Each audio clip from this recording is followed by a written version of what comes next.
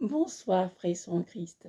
Que notre Dieu vous bénisse richement et vous accorde beaucoup de paix et de joie en ces temps de la fin. Hier, en date du 13 avril 2022, je fais une vidéo dans laquelle je m'adressais en particulier aux femmes mariées, qui, aux femmes mariées, et je leur disais justement que c'est très important de savoir que Jésus-Christ est le premier époux et que c'est à lui qu'il faut obéir en premier. Oui, nos maris terrestres sont les seconds époux, mais le premier, c'est notre maître, à qui nous devons rendre compte de comment nous avons vécu nos vies. Donc, il est très important de savoir que même si nous sommes mariés, nous sommes d'abord devant vos seigneurs en le mari terrestre. C'est sûr qu'on souhaite, hein, franchement, que le mari, qui est le chef de la femme, dans le couple, soit soumis au Seigneur. Et lorsqu'il se met au Seigneur, les choses sont moins difficiles. Lorsque qu'on est marié à un homme qui n'est pas soumis au Seigneur, soit qui n'est pas sauvé, ou bien qu'il est peut-être sauvé, mais qui est encore dans la chair, qui a la difficulté d'obéir au Seigneur, là c'est plus difficile.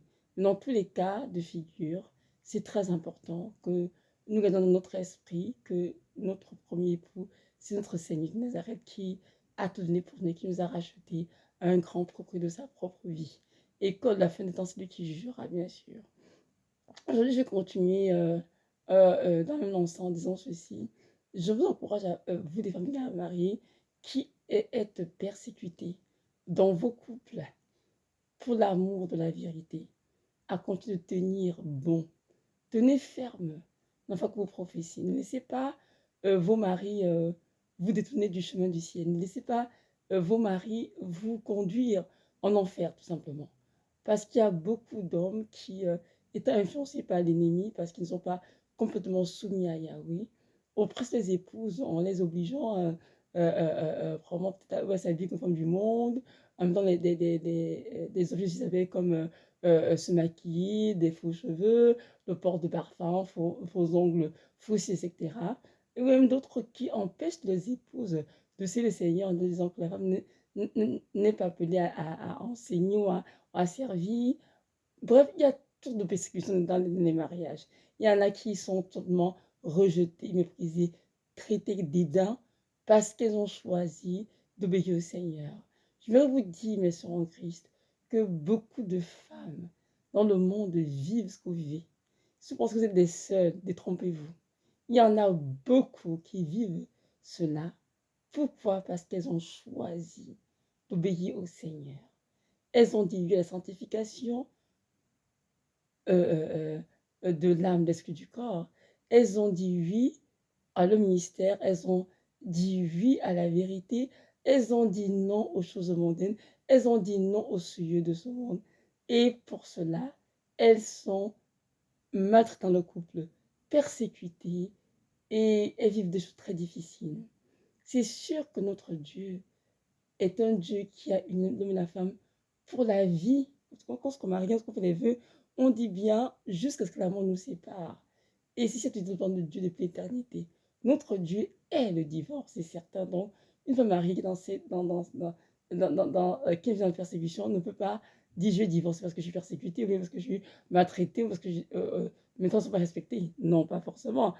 Tu dois prier et que le Seigneur te donne la grâce, la force de continuer d'avancer, de continuer d'aimer le Seigneur, continue de prier, continue de faire ton ministère, prends soin des enfants si tu en as, mais aussi continue d'aimer ton mari, parce que ce trait de ton amour pour lui qui sera gagné à Christ. Hein. N'oublions pas qu'il est écrit dans 1 Pierre 3, verset 1, que la femme doit être soumise à son mari, afin que si quelques-uns n'obéissent pas au Seigneur, qu'ils soient gagnés sans parole par la conduite de leur femme. Amen. Dites avec moi, sans parole. Donc, je ta conduite, ma soeur en Christ, dans les épreuves, dans la persécution, dans la maltraitance, dans le rejet, le mépris, va faire en sorte que ton mari va voir Christ en toi. Et cet amour dans le toucher qui sera transformé, il sera gagné à Christ. Donc, laisse tomber les choses du monde. Et c'est sûr que beaucoup de femmes ont des difficultés à comprendre cela parce qu'elles se disent, mais non, je suis un être humain à part entière, j'ai des droits.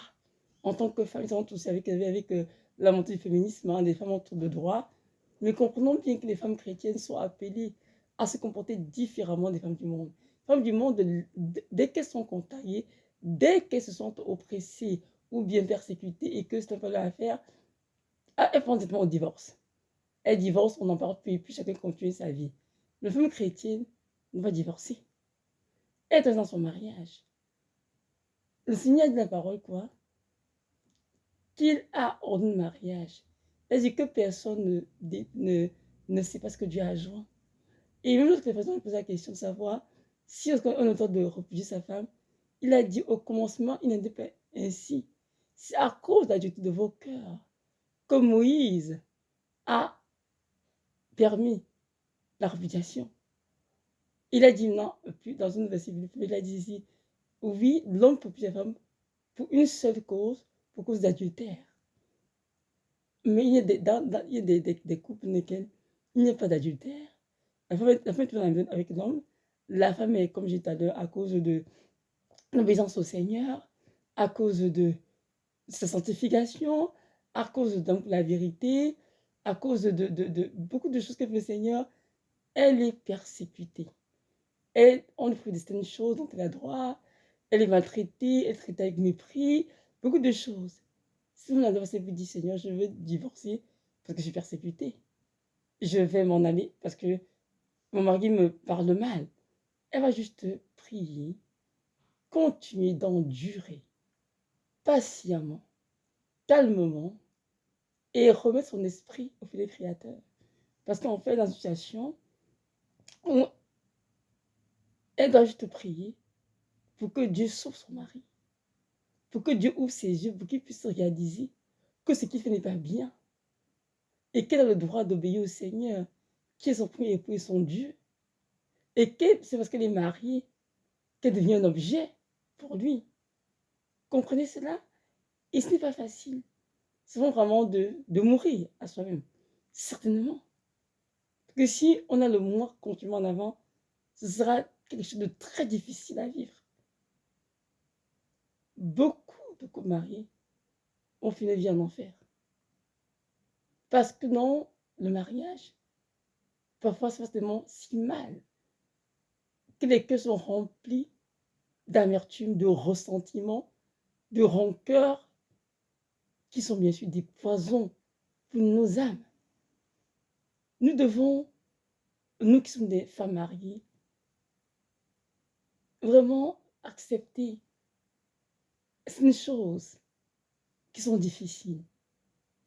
Et ça, ce sont des croix que nous portons pour notre propre sanctification et pour que ces hommes qui nous regardent, qui sont nos maris bien sûr, soient tellement touchés par notre conduite qu'ils soient amenés à donner vie au Seigneur de Nazareth. C'est pourquoi l'apôtre Pierre écrit dans 1 Pierre 3, verset 1, que la femme soit soumise à son mari, que les femmes soient soumises à leur mari, afin que si quelques-uns n'obéissent pas, qu'ils soient gagnés sans parole par la conduite de leur femme. Donc ma sœur, par ta conduite, ton mari sera sauvé. Par ta conduite, un peuple sera gagné à Christ. Par ta conduite, une famille entière sera sauvée. Est-ce que c'est facile? Non. Moi qui vous parle la première, moi Evelyne, c'est pas facile. Parce que ce que je vous dis, je l'ai vécu, je vis cela. Et c'est très difficile. Pendant, je dirais, les 4 dernières années de ma vie, Dieu m'a appris qu'étant une femme mariée, j'étais devant à lui et non à mon mari. Il m'a dit, c'est moi qui te l'ai donné. Tu dois obéir à moi en premier, avant ton mari. Si tu me demandes de faire quelque chose qui vient de moi, tu obéis. Si tu fais quelque chose qui vient de moi, tu pries. Que tout son cœur, afin qu'il son cœur puisse s'incliner vers ma volonté. Mais si il veut te conduire dans des chemins qui peuvent t'entacher, c'est-à-dire te souiller, dis non à cela et obéis à ce que moi je te dis, moi ton Seigneur. Et il m'a donné un jour de Somme 45, le verset, et ça dit ceci: jeune fille, oublie ton peuple, oublie les besoins de ton père, et que tes désirs se portent vers ton roi. C'est qui mon roi? C'est le Seigneur de Nazareth. Il est mon roi, il est mon époux, il est mon père, il est ma lumière, il est mon tout. Il est le rocher de mon salut. Et j'ai compris, mes sœurs en Christ, que dans le mariage, parfois, on peut, pas par amour pour le mari, on peut se perdre. Donc, une saison entre la relation d'époux que nous avons avec notre Seigneur et ce que nous avons avec nos maris. Et comprendre bien que Jésus-Christ est en premier, de la priorité. Ce qu'il dit, ce qu'il ordonne, ce qui sera fait. C'est ça qu'on obéit. Et non ce que l'homme dit dans la maison. Je ne veux pas dire ici qu'il faut désobéir au mari, ou bien manquer de respect, ou bien être insoumise. Loin de là, que Dieu m'en garde. Ce que je dis, c'est qu'il y a des choses dans un couple qui sont faites, qui peuvent amener la femme à se souiller. Et elle a le droit de dire non à ces choses-là. La vidéo que j'ai faite hier, j'ai bien, détaillé ces choses dans cette vidéo-là. Je l'ai fait en date d'hier. Et vous pouvez l'écouter si vous voulez. Le titre, c'est Femme, tu dois obéir au Seigneur en premier. C'est le titre de cette vidéo sur YouTube. Donc, je vais donc dire que les femmes doivent savoir que Jésus-Christ est le premier époux. Et que même s'il y a des choses difficiles dans le mariage, elles doivent toujours remettre les esprits au fidèle Créateur qui est notre Seigneur. Et il est le Dieu Tout-Puissant qui a la capacité de modeler les cœurs, de changer les cœurs. Et il prendra soin du mari. Et bien sûr, dans tout le monde de difficile dans nos mariages, vont continuer d'aimer, de pardonner, parce qu'on sera blessé. Pas une fois, pas deux fois, pas trois fois, une fois je dirais. Mais à chaque fois, nous devons pardonner la personne. Pourquoi? Parce qu'il est aveuglé. Parce que le mari est aveuglé. Parce qu'il y a des maris qui ne comprennent ce que nous comprenons. Vous savez, moi, quand je pleurais, je plaignais, je dis, Seigneur, je n'en peux plus. Il n'est pas digne. Il fait tant de choses que je n'en reviens pas, Seigneur. Si c'est un chrétien, le Seigneur a dit, moi, la croyance que j'étais flagellé, crucifié, j'ai dit, Père, pardonne-leur. Ils ne savent pas ce qu'ils font. Le Seigneur a dit, Évine, pardonne. Il ne sait pas ce qu'il fait. Il a une intelligence obscurcie, parce que de ce monde qui l'ont souillé. Donc, mon enfant, ne laisse pas ce qu'il fait, il t'entacher. C'est parce qu'il fait venir t'atteindre et te fait autant de peine. Vous savez quoi? Le Seigneur Jésus de Nazareth, il me parle tout le temps, donc de journée. Il me donne des conseils tout le temps. C'est pourquoi? Parce qu'il sait que combien je suis fragile. Et combien mon cœur est des fois chagriné. Et il fait tout cela pour m'aider à traverser ces épreuves et d'endurer calmement et patiemment tout ce qui me met comme difficulté jusqu'au jour où il va intervenir pour restaurer mon mari. Et ce n'est pas facile, croyez-moi. Parce que quelqu'un vous offense et qu'il vit dans notre pays, dans notre vie, dans une autre maison, c'est très facile de dire oui, je pardonne et je vais te voir et puis c'est fini. Mais lorsque la personne qui t'offense, et que tu côtoies à longueur de journée, croyez-moi, c'est très difficile. Et je sais que beaucoup de femmes, je suis pas la seule qui vit cela, beaucoup de femmes chrétiennes vivent cela dans nos couples. Beaucoup vivent des choses même encore pires que ce que je vis. C'est très difficile à comprendre et m'expliquer. Et tant Dieu leur demande, ne divorcez pas. Continuez de prier et sachez que je vais intervenir. Et par exemple, le Seigneur, est-ce qu'elles sont dans la crainte de Dieu? Elles obéissent au Seigneur. Maintenant, il y a des femmes qui sont violentées. Parfois, elles, même nos enfants. C'est que ces femmes qui sont dans cet état ne peuvent pas rester comment dire, dans le domicile conjugal parce qu'elles peuvent risquer leur vie.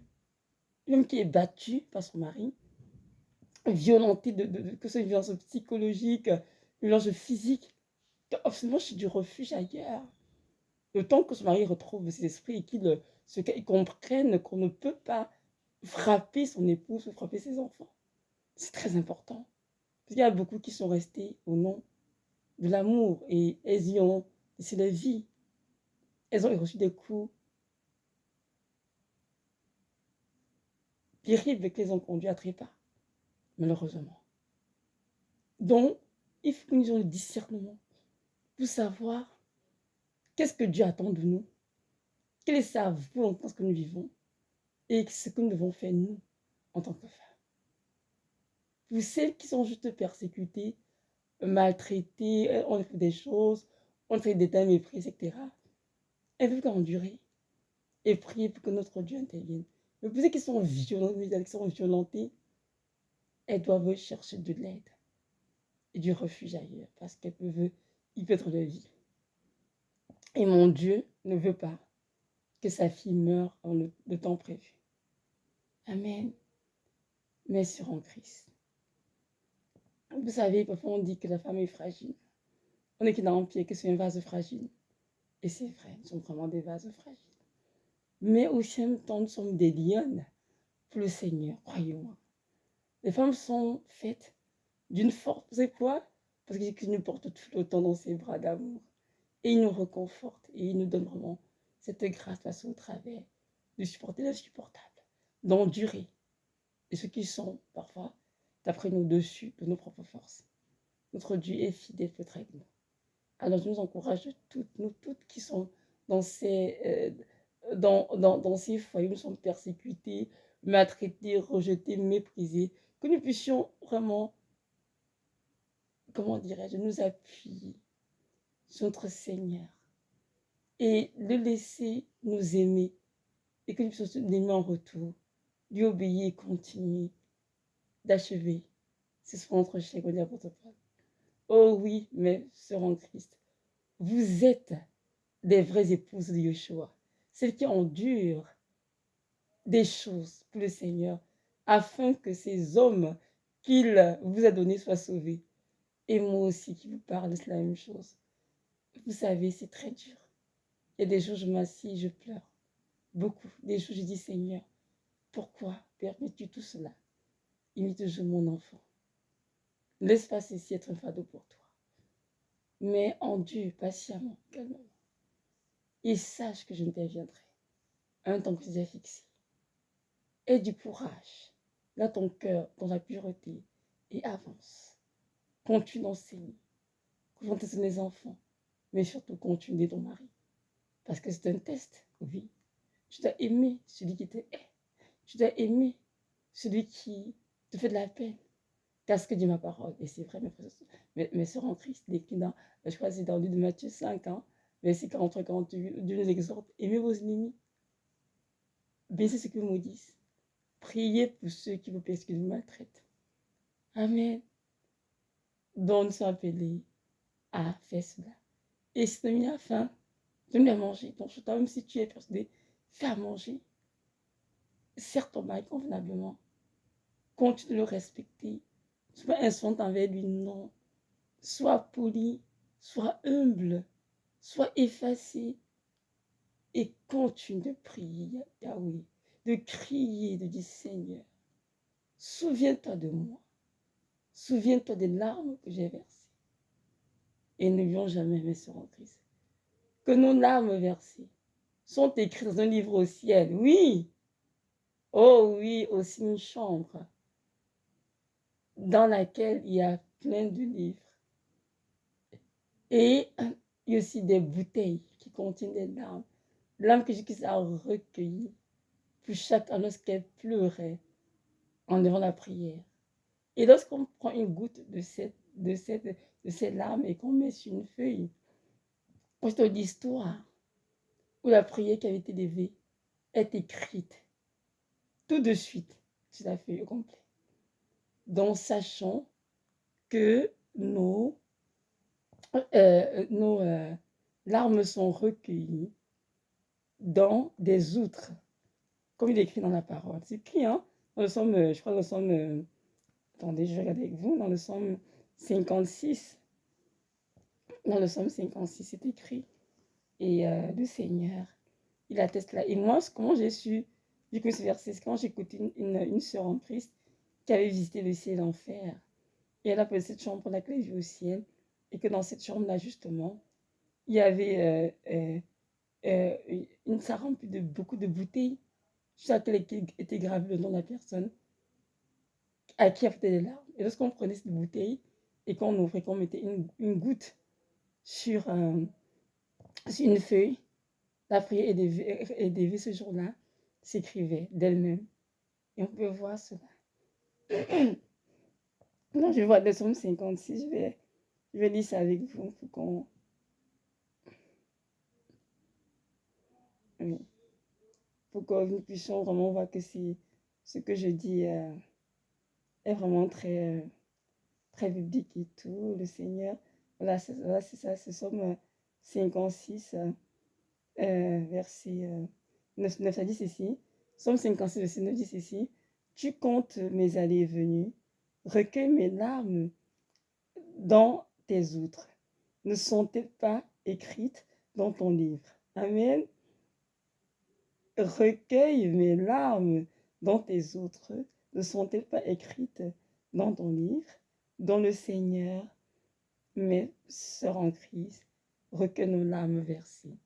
Et ces larmes ont une histoire en arrière. Amen. Alors, je vous encourage, soyez richement bénis et que le Saint-Esprit qui est en vous fortifie puissamment pour continuer d'endurer tout ce que vous endurez et que le Seigneur aussi me donne cette grâce de continuer d'endurer patiemment et calmement tout ce qui m'inflige et que je continue d'avancer et d'espérer en lui, dans toute l'espérance en Christ. Et donc cette espérance mentira point, car un jour Jésus-Christ interviendra en notre faveur. Soyez richement bénis. Shalom, shalom.